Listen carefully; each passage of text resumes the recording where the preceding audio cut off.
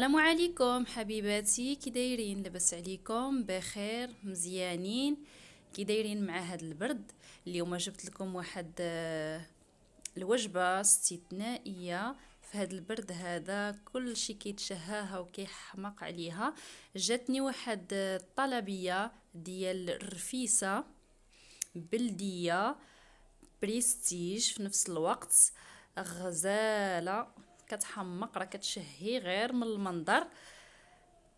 قلت علاش لا ما نشاركهاش معاكم، نشارك معاكم الاسرار والتفاصيل ديال هاد الرفيسه بهاد الزواق بريستيج. كتجي الصراحه هائله وغزاله، خصوصا في هاد البرد هذا بديك المساخن والحلبه. صحيين بزاف. الرفيسه بالفتات وجوج فرارج بلديين. نخليكم مع المقادير والطريقه ديال التحضير. المقادير ديال هاد الرفيسه هادي، غادي نحتاج التريد طبيعه الحال، وهاد المقادير العطريه والثومه.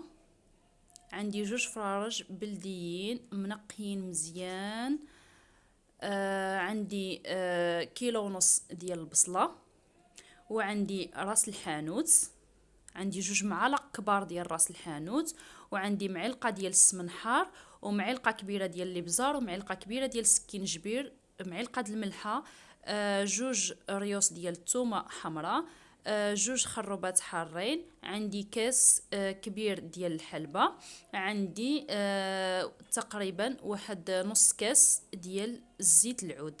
ما كنبغيش ندير انا اليدان بزاف في الرفيسه باش ما تجيش كتقهم. غادي ندير هاد العطريه نخلطها، ندير بهم واحد الشرميله اللي غادي نشرمل بيها ديك الدجاجات. جوج فرارج، عفوا ماشي دجاجات، جوج فرارج بلديين.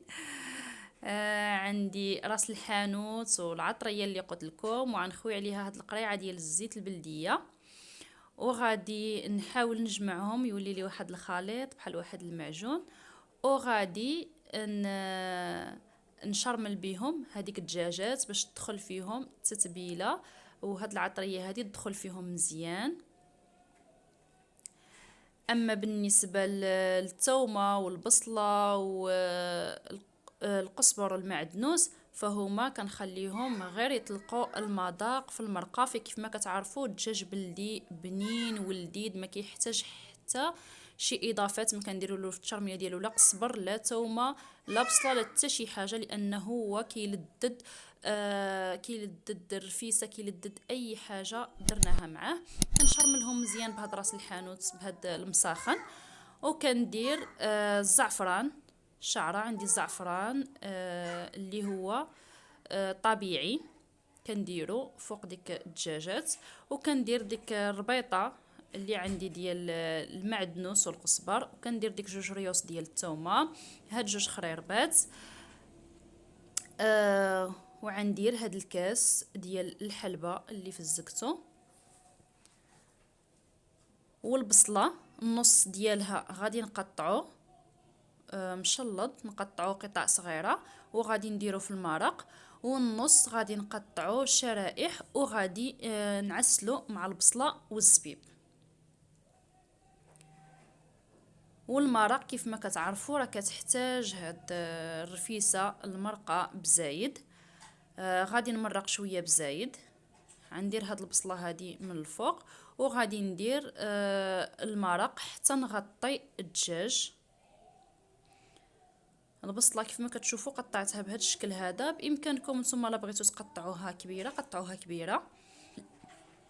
بالنسبه للحلبه ولا المساخن على حسب الذوق ديالكم، اللي بغى يزيد يزيد على حساب كل واحد وشحال كيتحمل ديال الحروريه.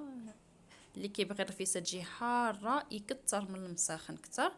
بالنسبه لهاد المزيودات ديال الكبده اللي كنزوقوا بهم الرفيسه، غادي نوريكم الطريقه ديالهم. عندي 4 ديال الكبدات، 4 ديال البيضات، 4 الفصوص ديال الثومه، العطريه نفسها اللي استخدمت في المساخن، وسكينجبير والابزار والزعفران شعره، وعندي الحلبه مسلوقه. عندي كميه ديال القزبر المعدنوس تكون بزايد شويه، وغادي عندي نص كاس ديال الحلبة مسلوق، ضروري يكون مسلوق. وغادي ندير كلشي في الهاشوار ونطحنهم مزيان، وغادي نديرهم يتبخروا.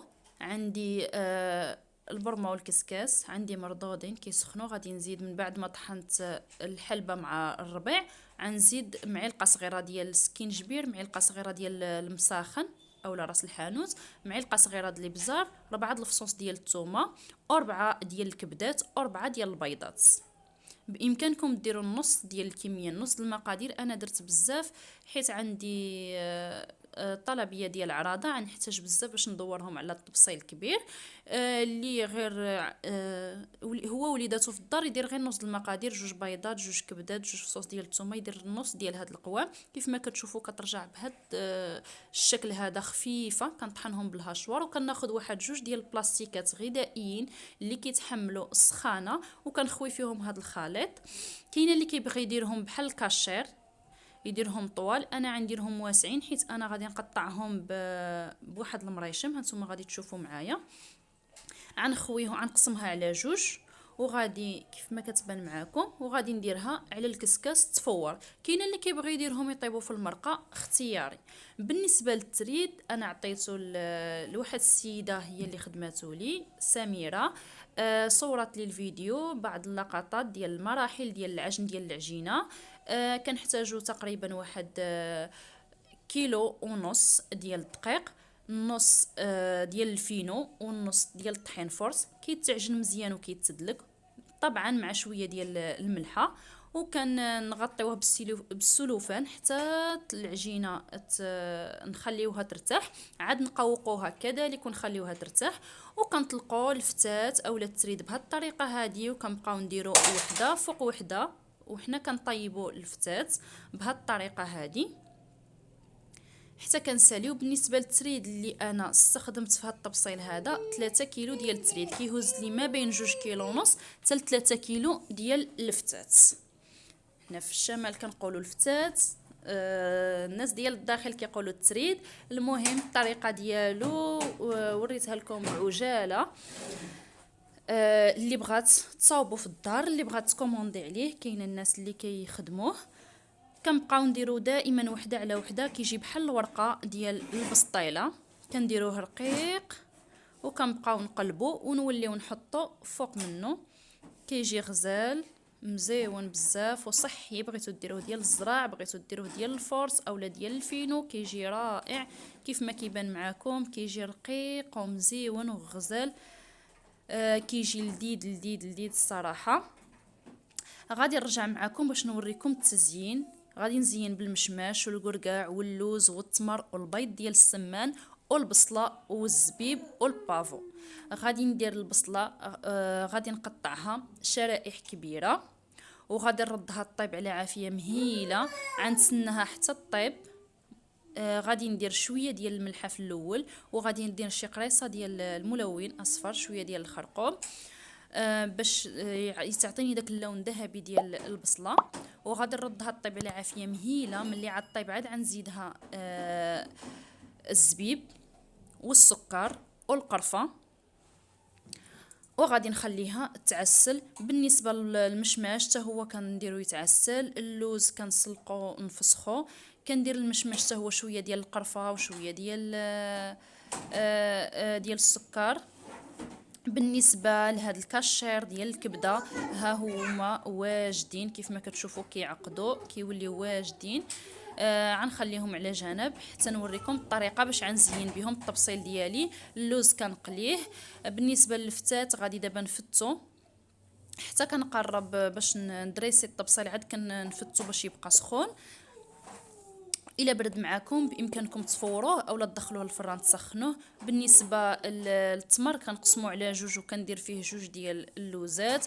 بالنسبه البرقوق حتى هو عسلته مع الطاب ودرت له السكر والقرفه. الطريقه راه كاملين بكم كتعرفوها. كنديروا شويه د القرفه عواد، اولا اللي ما موجوداش عندها دير القرفه بودر.